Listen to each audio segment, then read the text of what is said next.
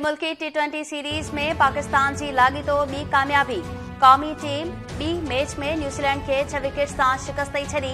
मेज़बान टीम पहिरियां बैटिंग कंदे 8 विकेट से नुक़सान ते 147 रन ठाहियूं। ग्रीन शर्ट्स हदफ 19 ओवर में 4 विकेट से नुक़सान ते हासिल करे वरितो। कप्तान बाबर आज़म शानदार बैटिंग कंदे 79 रन ठाहे नॉट आउट रहियो। मैन ऑफ दी मैच करार। क़ौमी टीम पारां हारिस रऊफ़ 3, मोहम्मद वसीम ऐं मोहम्मद नवाज़ 2 विकेट्स वरितियूं।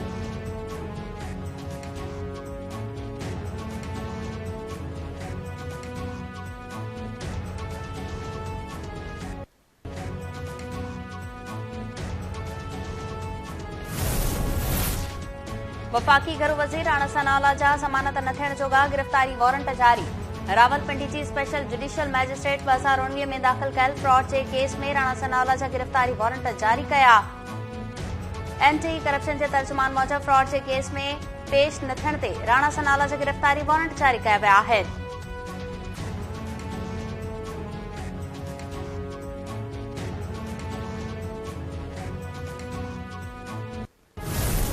इमरान नियाजी जो आप बात करते थे कि ये PMLN और पीपल्स पार्टी ये दलाली करती है, इन्होंने छांगा मांगा लगाया, इन्होंने फना किया। आज तो आप खुद कह रहे हैं अपनी जुबान से कि मैंने 5 वोट खरीदे हैं। तोशा खाना के जो तोहफे थे हीरों के और जवाहरात के बेच के जेब में डाल लिए। किससे आपने ये हीरे जवाहरात लिए और आपने वो वोट खरीदे? ये कौम को बता दें जरा। कौम ये जानना चाहती है आपसे कि पैसे कहाँ से लिए। आज वजीर आजम हाउस में कोई दुनिया का कोई आता है लीडर, वो 100 बार सोचेगा कि वो आके वजीर आजम हाउस में कोई गुफ्तगू कर सकता है जो कि लीक ना हो जाए। वज़ीर आज़म शहबाज शरीफ़ चयो आहे त इमरान ख़ान जी समूरी प्रोपेगंडा ऐं कूड़ साम्हूं अची वियो। इमरान ख़ान क़ौम ख़िलाफ़ जेका साज़िश कई उन जी ऑडियो मंज़र ते अची चुकी आहे। वॾियूं फतवाऊं ॾींदड़ पाण ज़मीर ख़रीद कंदो रहियो। क़ौम ॼाणणु चाहे थी त किथे धाड़ो हणी पैसा ज़मीर ख़रीद करण ते लॻाया विया। जेके वोट ख़रीद कया उन्हनि लाइ पैसा किथां आया। लाहौर जी इंसाफ़ अदालत ॿाहिरां ॻाल्हाईंदे वज़ीर आज़म चयो त इमरान ख़ान मरियम नवाज़ खे NRO मिलण जी ॻाल्हि करे रहियो आहे। नवाज़ शरीफ़ ऐं मरियम नवाज़ केसिस खे मुंहुं ॾिनो पर कॾहिं NRO न घुरियो। मरियम नवाज़ खे मेरिट जे बुनियाद ते बरियत मिली। इमरान ख़ान ॿुधाए त अलीमा ख़ान ऐं फराह गोगीअ खे जेका क्लीन चिट मिली उहो NRO न हो। हेलीकॉप्टर केस, मालम जबा ऐं बिलियन ट्री केस बंदि थिया, छा इहो NRO न हो? आऊं साबित करे चुको आहियां त इमरान ख़ान सभ खां वॾो कूड़ो आहे।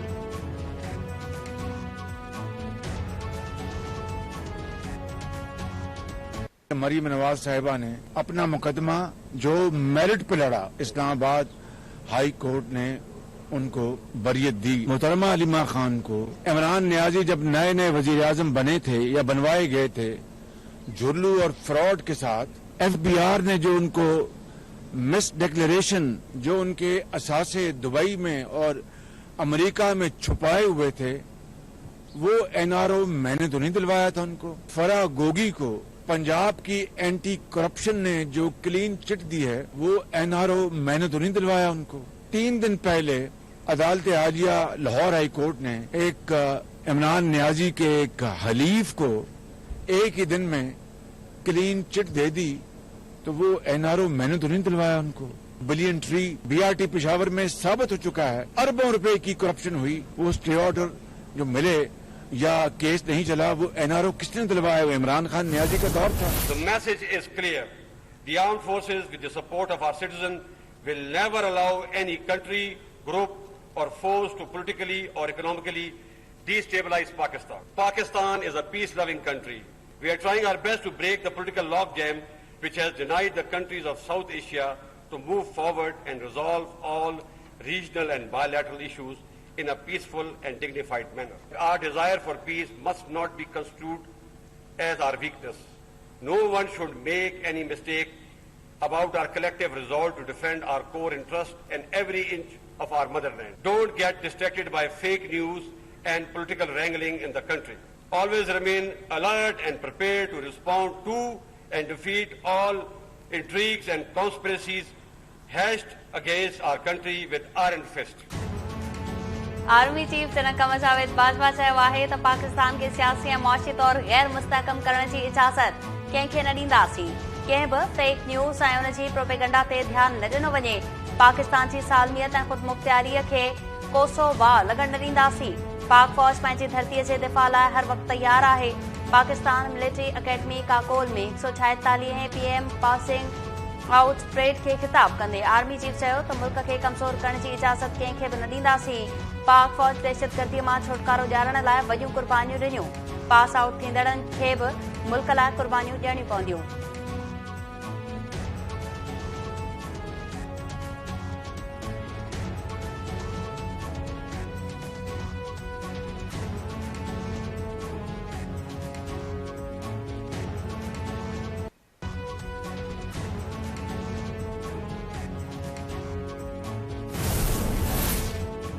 दिफ़ा जे वज़ीर ख्वाजा आसिफ चयो आहे त इमरान ख़ान मिंथू करे सदर अलवी खे आर्मी चीफ न मोकिलियो, पर इन्हनि न्यूट्रल रहण जो ऐलान कयो आहे। हिननि खे इन्हनि जे न्यूट्रल रहण सां वॾी तकलीफ़ आहे। प्रेस कॉन्फ्रेंस कंदे ख्वाजा आसिफ चयो त मुल्क जा करप्ट तरीन माण्हू इमरान ख़ान सां गॾु आहिनि। केपी में नेब बंदि कयो वियो। ईंदड़ ॾींहनि में हिननि खे मुंहुं लिकाइण जी बि जाइ न मिलंदी। राणा सनाउल्लाह जी गिरफ़्तारीअ जा वारंट जारी कया विया। असांखे पंजाब हुकूमत मां को बि डपु नाहे।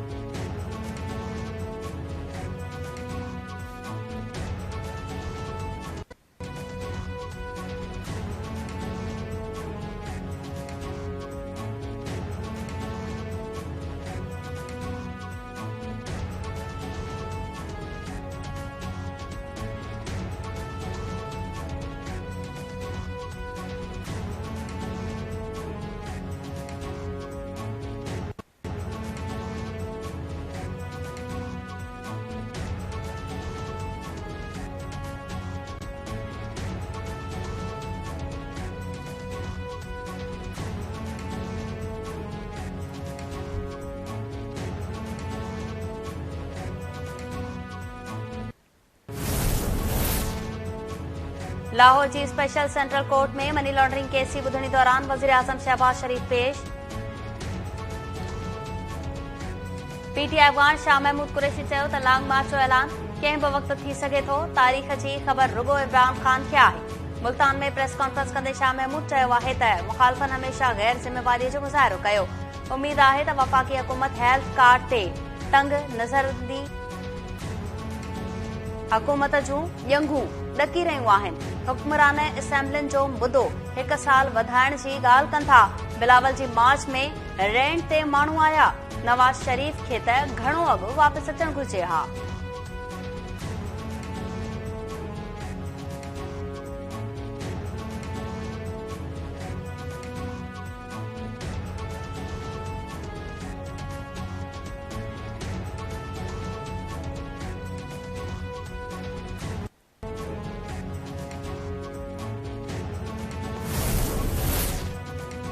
लाहौर जी स्पेशल सेंट्रल कोर्ट में मनी लॉन्ड्रिंग केस की ॿुधणी दौरान वज़ीर आज़म शहबाज शरीफ पेश। हमज़ा शहबाज जेल में तकलीफ़ सबब अदालत में पेश न थी सघियो।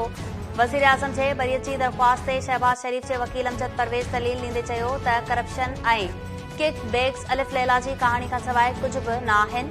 FIA बि चालान में 9 अरब रुपयनि जो इल्ज़ाम ख़तमु करे छॾियो। ॿुधायो वियो त इन्हनि अकाउंट जो वास्तो सलमान शहबाज या शरीफ ग्रुप सां न पर मुश्ताक चीनी सां आहे।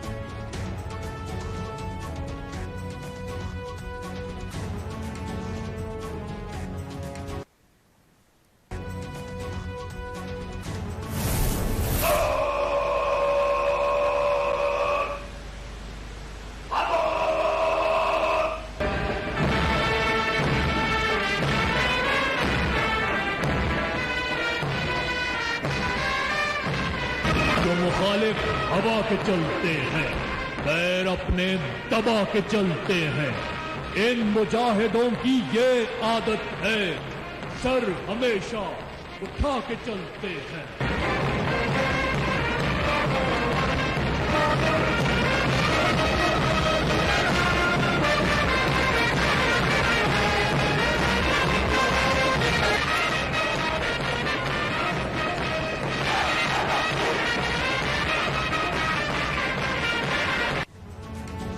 काकोल में 146 PM में लॉन्ग कोर्स की passing out parade. Army chief general Qamar Javed Bajwa ख़ास मेहमान तौर शिरकत कई ऐं परेड जो मुआयनो भी कयो।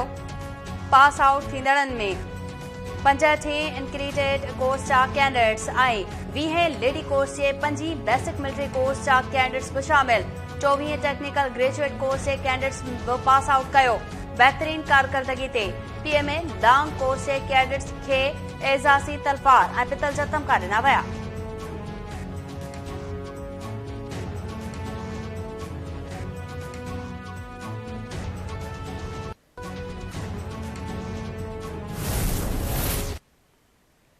सिंध में कमिश्नर्स ऐं डीसीस जे अदम दिलचस्पी सबब 2,25,000 एकड़ ज़मीन जी ग़लत एंट्रीज़ वारो मामलो सरखाने हवाले ज़रियनि मूजिब 23 डिसंबर 2021 ते रेवन्यू खाते जे वज़ीर जी सदारत हेठ इजलास में डीसीस खे हिदायतूं जारी कयूं वयूं हुयूं त 3 महीननि अंदरि ब्लॉक थियल एंट्रीज़ बाबति कमिश्नर्स खे रिपोर्टूं उमाणियूं वञनि। मामले खे 10 महीना गुज़री विया पर डीसीस 2,25,000 शकी एंट्रीज़ मां सिर्फ़ 356 केस मोकिलिया।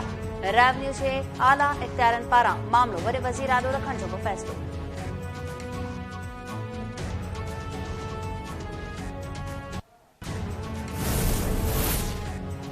सिंध में बरसातुनि ऐं ॿोॾि सबबि हड़ विञाईंदड़ मुतासिरनि लाइ बीमारियुनि हाञा करे छॾिया।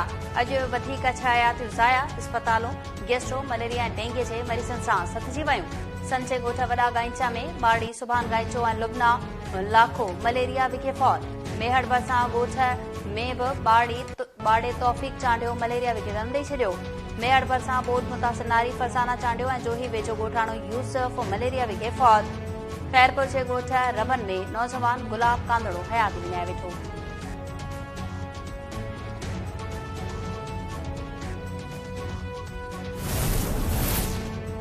सिंध जे मुख़्तलिफ़ इलाइक़नि मां पाणी नेकाल ऐं ॿाहिरि न थियण ख़िलाफ़ ॿोॾि मुतासिरनि जा एहतिजाजी मुज़ाहिरा ऐं धरना। खानपुर जे मुख़्तलिफ़ ॻोठनि जे मुतासिरनि जो ठुल रोड ते धरणो। सजावल जोड़े जो भरिसां ॻोठ इलाही बख़्श जलपाणीअ जे बरसात मुतासिरनि जो बि एहतिजाज।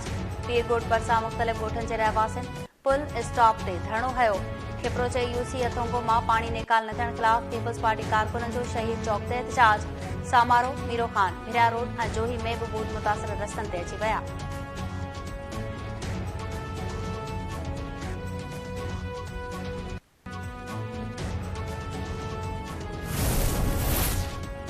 सखर जी दहशतगर्दी टोड़ अदालत में ख़ालिद महमूद सुमरो क़तल केस जी ॿुधणी। केस जे आख़िरी शाहिद सब इंस्पेक्टर आफ्ताब पठान जो बयान रिकॉर्ड कयो वियो। 22 अक्टूबर ते ॿिन्ही धुरियुनि जे वकीलनि जा दलील ॿुधा वेंदा। केस जी ॿुधणी दौरान फरियादी धुर पारां मौलाना नासिर महमूद सुमरो मोहम्मद सालेह इंढड़ ऐं ॿिया पेश थिया।